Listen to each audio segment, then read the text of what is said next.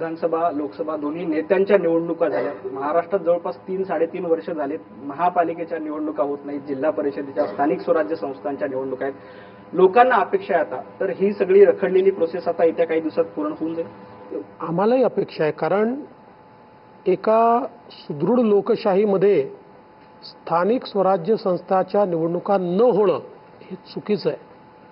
Supreme कोर्टात ते अडकलेलं आहे। आमचा पूर्ण प्रयत्न असेल, मी तर कालच आमच्या सरकारच्या वकिलांशी बोललो की तुम्ही अर्ली हिअरिंगचा अर्ज करा आणि कोर्टाला विनंती करा की या संदर्भातला जो काही स्टे आहे तो स्टे आपण हटवा, आणि आमचा प्रयत्न असेल लवकरात लवकर या निवडणुका झाल्या पाहिजे।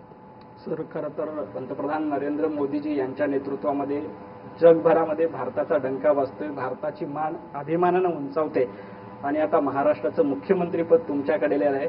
महाराष्ट्राची मान भारतभर अशीच अभिमानानं उंचावी आणि महाराष्ट्राचा झेंडा तुमच्या नेतृत्वात सदैव फडकत राहावा, यासाठी तुम्हाला खूप खूप शुभेच्छा आणि तुम्ही सविस्तर मनमोकळेपणानं संवाद साधला त्याबद्दल धन्यवाद। थँक्यू, खूप खूप आभार।